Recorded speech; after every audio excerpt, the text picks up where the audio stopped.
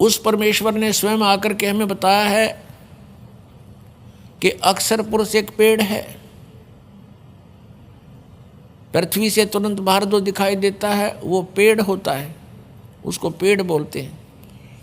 पृथ्वी से बाहर का जो पोर्शन है पेड़ का उसको पेड़ बोलते हैं। नीचे की जड़ होती है और फिर ऊपर के पेड़ के भी कई हिस्से होते हैं।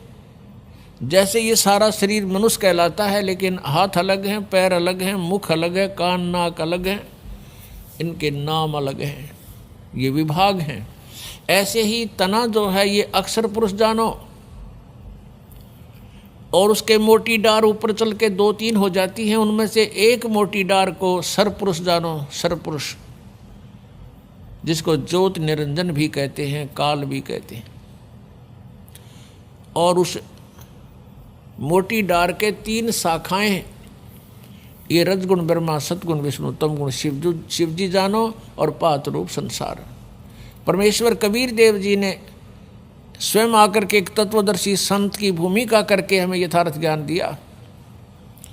अक्षर पुरुष एक पेड़ है, सरपुरुष वा की डार, और तीनों देवा शाखा हैं, ये पात रूप संसार।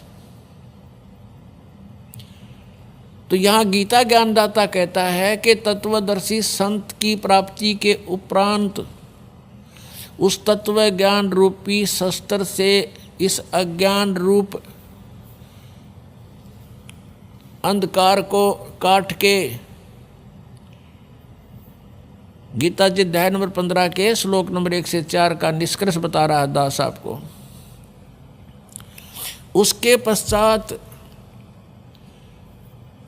परमेश्वर के उस परम पद की खोज करनी चाहिए, जहाँ जाने के बाद साधक फिर लौटकर कभी संसार में नहीं आते।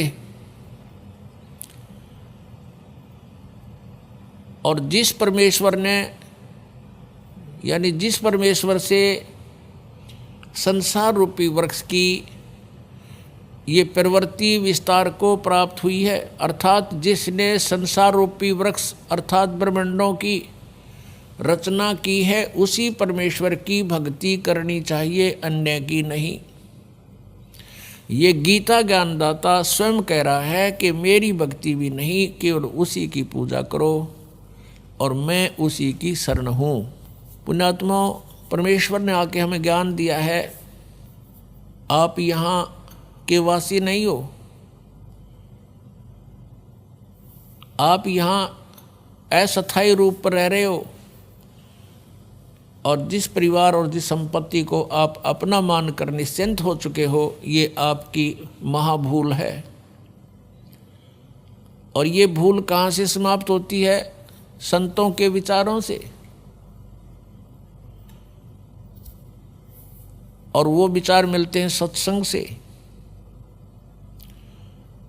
और पुण्यात्माओं, सत्संग आज के दिन 21 ब्रह्मांड में इस दास के अतिरिक्त कहीं पर भी आपको उपलब्ध नहीं है। ये अभिमान नहीं, ये यथार्थ ज्ञान जानना। और जो पुण्यात्मा इस ज्ञान से परिचित हो चुके हैं, उनको ये आसानी से स्वीकार्य होगा कि सचमुच इस पृथ्वी पर कहीं पर भी वास्तविक आध्यात्मिक ज्ञान नहीं है।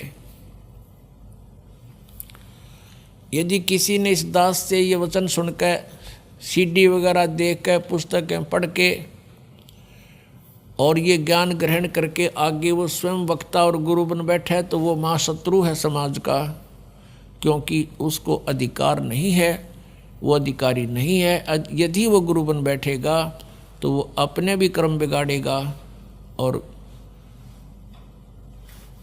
इनको श्रद्धालुओं को भी जो है हानिकारक होगा, क्योंकि डुप्लीकेट एक ड्राइविंग लाइसेंस या पासपोर्ट बनाने वाला बना तो देगा एज इट इज, कति यूं का यूं, लेकिन उसका आगे चल के जहाँ उसका निरीक्षण होगा तो वहाँ फेल हो जाएगा और उस समय बहुत देर हो चुकी होगी। ये ओरिजिनल और डुप्लीकेट पासपोर्ट का अर्थात अधिकारी और अनधिकारी से लिए हुए नाम की दीक्षा का आपको उस समय जानकारी होगी जब आपकी मृत्यु हो चुकी होगी, शरीर छूट चुका होगा, और उस समय आपकी बाजू यमदूतों के हाथों में होगी और आप कह रहे होगे कि मैंने गुरु बना रखा था, तुम मुझे क्यों पकड़ रहे हो। फिर वो बताएंगे चलो तेरे पहले लाइसेंस का, तेरे पासपोर्ट को चेक कराते हैं। फिर वो ले जाएंगे वहाँ धर्मराज के पास और उसको कहेंगे ठोको नरक में, इसके गुरु को भी लाओ पकड़ के, ये डुप्लीकेट गुरु था इसका, इसलिए नरक में डाल दो।